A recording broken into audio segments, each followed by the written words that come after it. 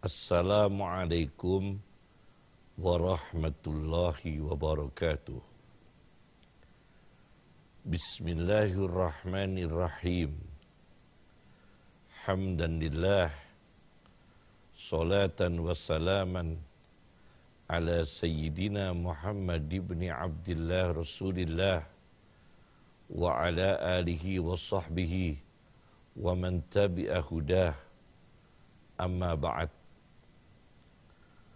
Pemirsa Cahaya Hati Antv dimanapun berada, semoga diberkahi oleh Allah Subhanahu wa Ta'ala. Pada kesempatan yang berbahagia ini,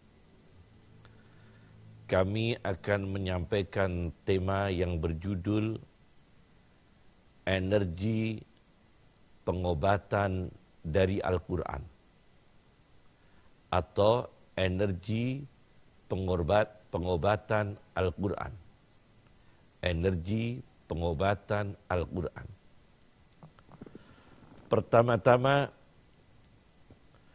kami sampaikan satu hadis riwayat Imam Bukhari dalam Sahihul Bukhari, hadis nomor 2276.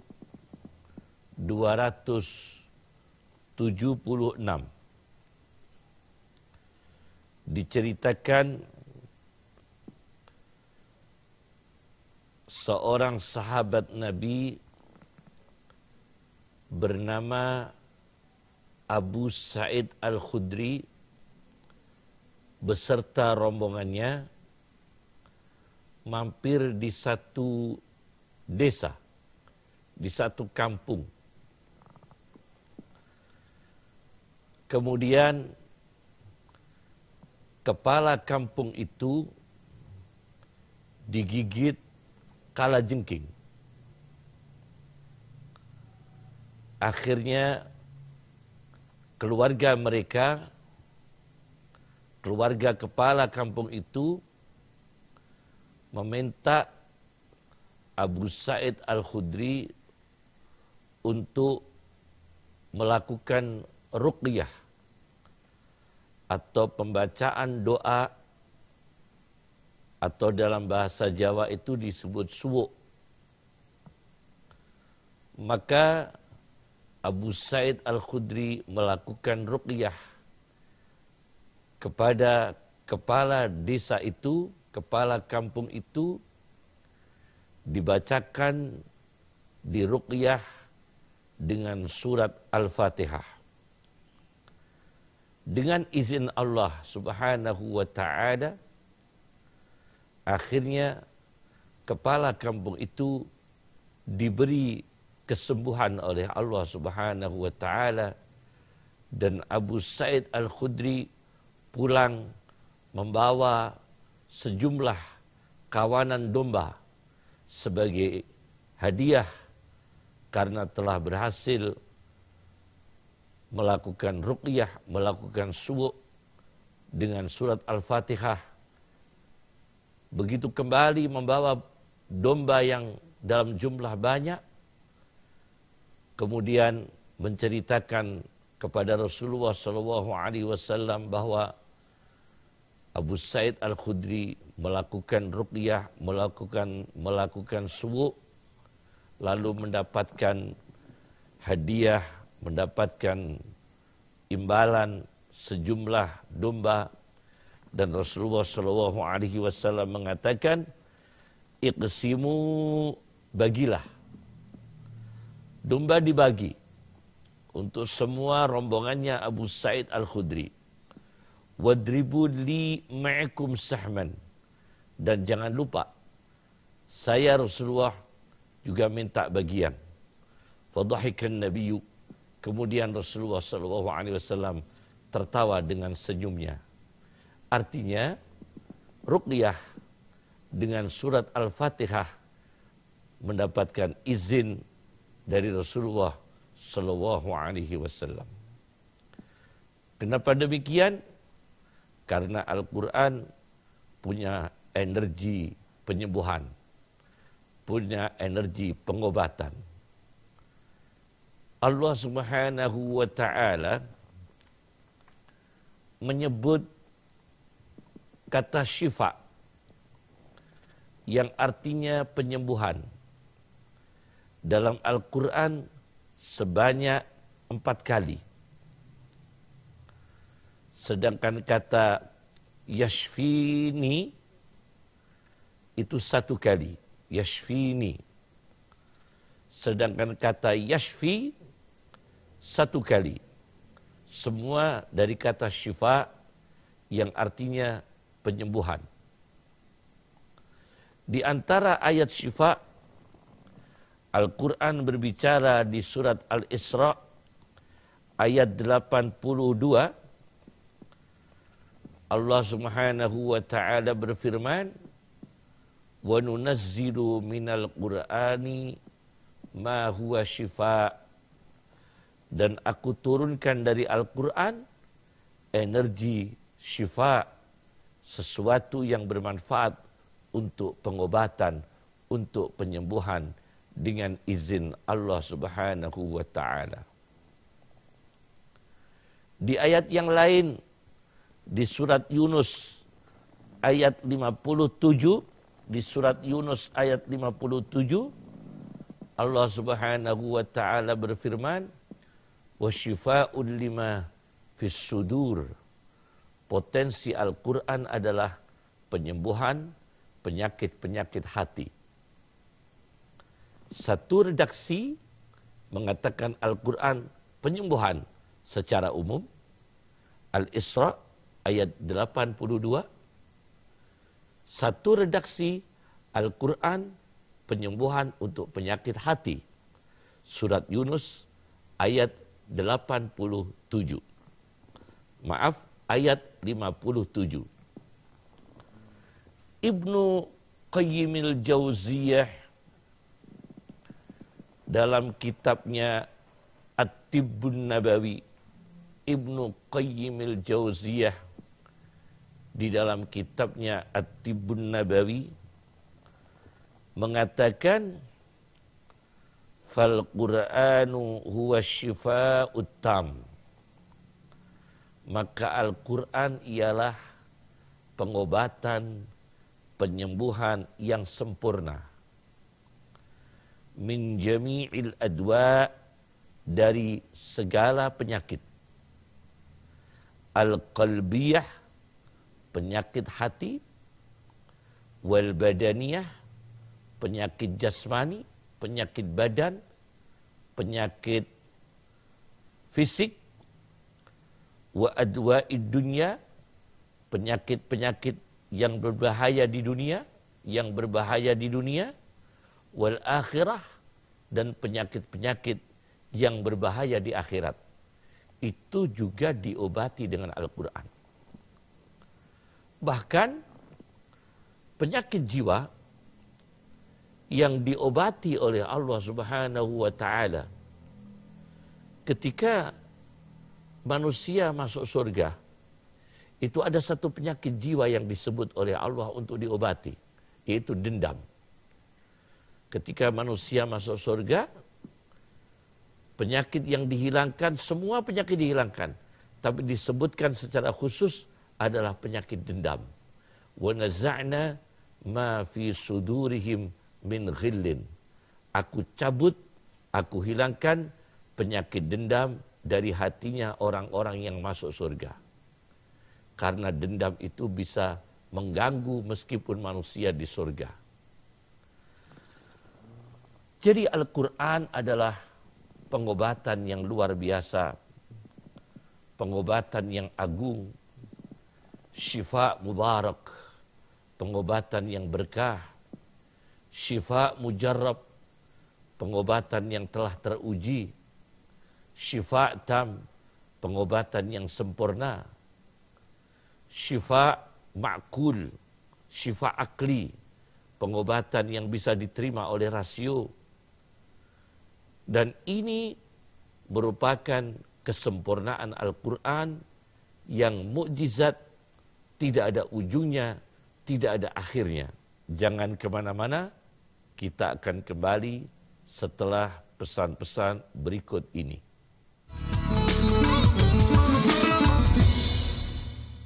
Tips menonton televisi yang sehat dan aman. 1. Pastikan Anda punya televisi. Nyalakan TV Anda, bukan milik tetangga. 2. Penerangan kuat. Lampu yang kurang terang akan merusak mata dan menyulitkan melihat mantan. 3. Jarak pandang minimal. Jarak yang dianjurkan adalah 5 kali diagonal layar.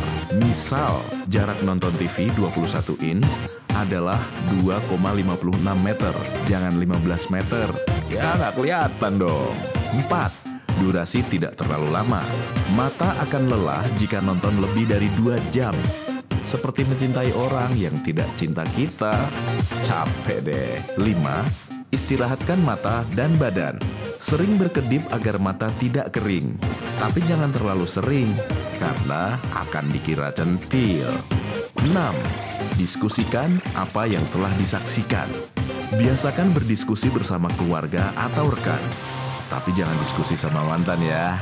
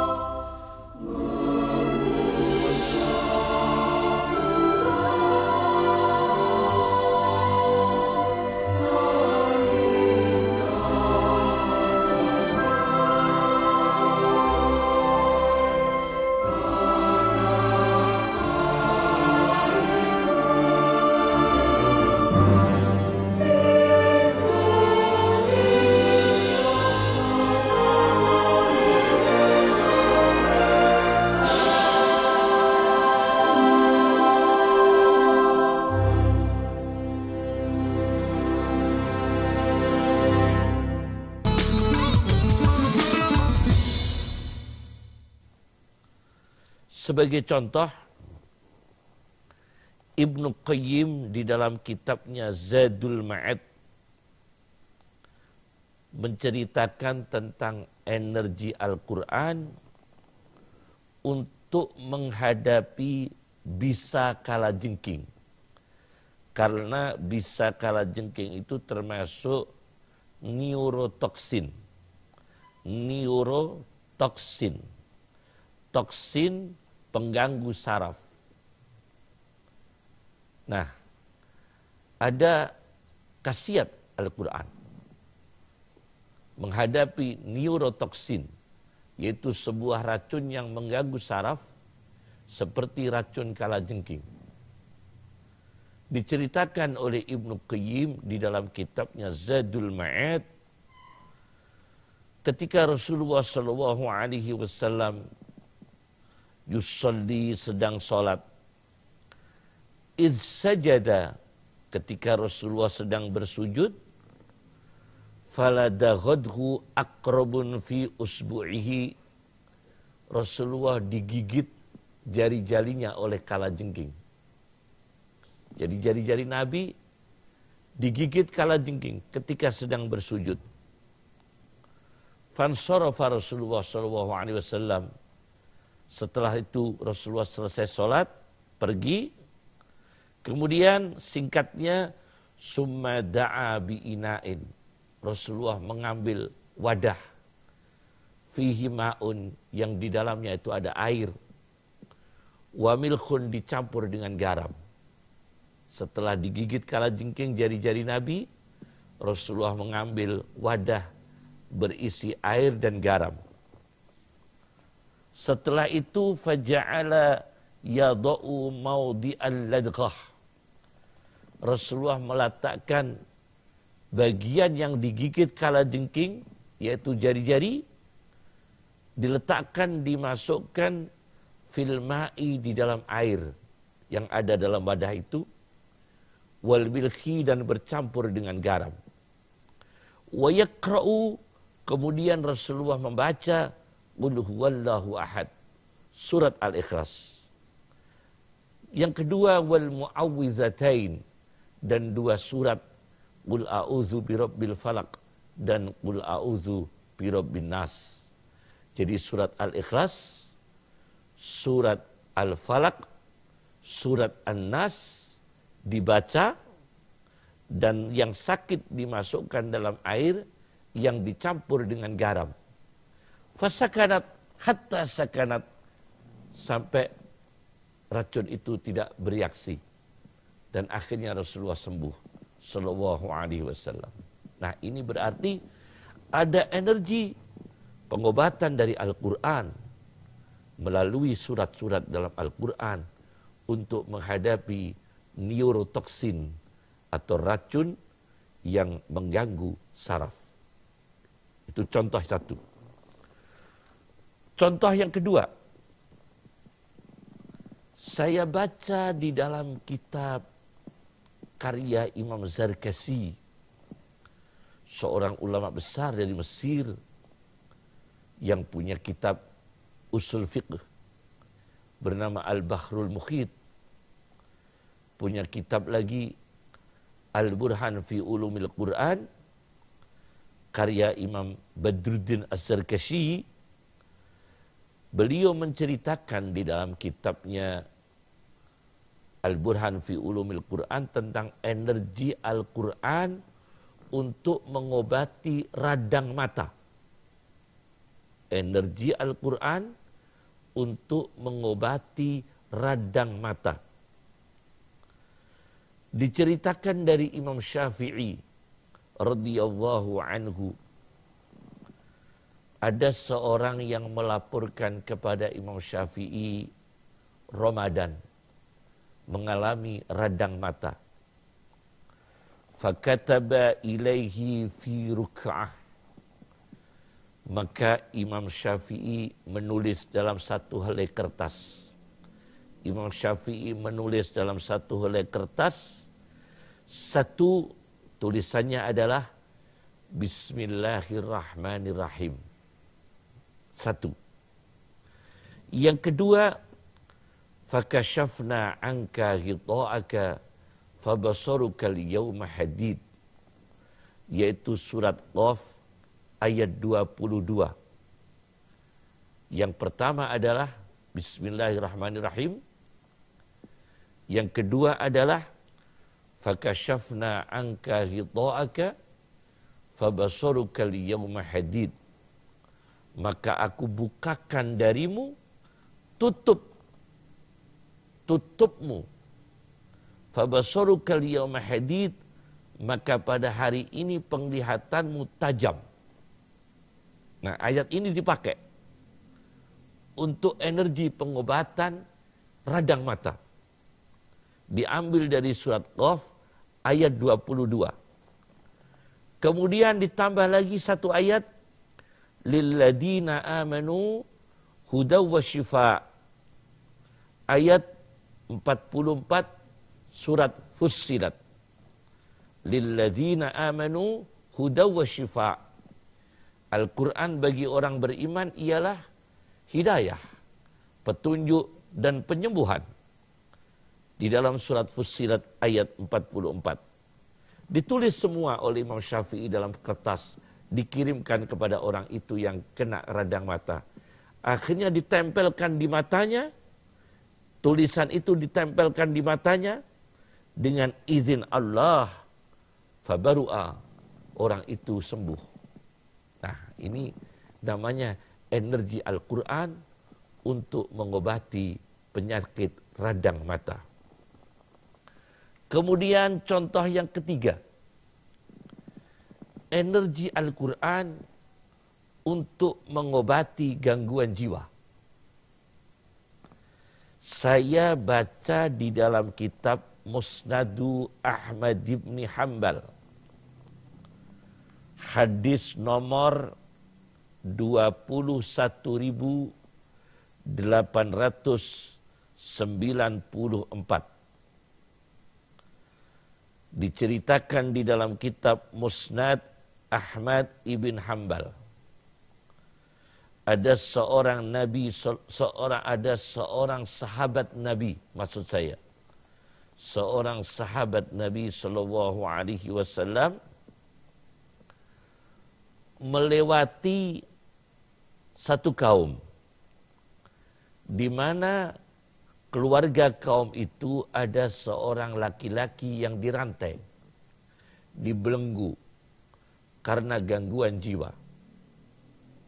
Rajulun majnunun, orang yang gila, musaqun bil hadid, dibelenggu, dirantai dengan besi. Akhirnya sahabat Nabi yang menjumpai itu mengatakan, faraqaituhu bifatihatil kitab. Aku suuk penderita gangguan jiwa itu, aku bacakan surat Al-Fatihah. Berapa hari dibacakan? Qala waqi'un salasata ayyam. Selama 3 hari dibacakan surat Fatihah. Setiap hari berapa kali? Kulla yaumin marratain. Setiap hari 2 kali. Jadi orang yang kena gangguan jiwa tadi, yang dirantai dengan besi, diikat dengan besi, dibacakan oleh sahabat Nabi SAW dengan surat Al-Fatihah selama 3 hari, 1 hari 2 kali. Alhamdulillah, dengan izin Allah, fabaru'ah, diberi kesembuhan oleh Allah. Bahkan fa'a'tauni mi'ata syatin. Pengakuan sahabat Nabi tadi mengatakan, aku diberi mereka imbalan 100 ekor unta, 100 ekor kambing, mi'ata syatin, 100 ekor kambing. Akhirnya aku melaporkan peristiwa ini kepada Rasulullah SAW, menyuruh membacakan doa untuk orang gila, Fatihah tadi. Kemudian sahabat saya dapat imbalan 100 ekor kambing. Kata Rasulullah SAW, laqad akalta biruqyati haqqin. Anda telah makan dengan suwuk, tapi suwuk yang benar. Dengan suwuk bacaan doa yang benar, sesuai syariat. Boleh kita menyuwuk, boleh kita meruqyah, tapi yang sesuai dengan syariat Al-Quran, sesuai dengan syariat Rasulullah SAW. Ini yang kami sampaikan kepada pemirsa Cahaya Hati Antv.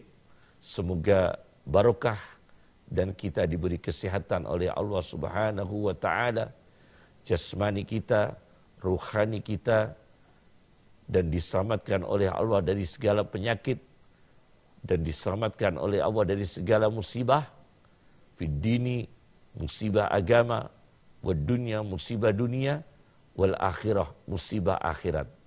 Rabbana atina fid dunya hasanah wa fil akhirati hasanah wa qina azabannar. Assalamualaikum warahmatullahi wabarakatuh.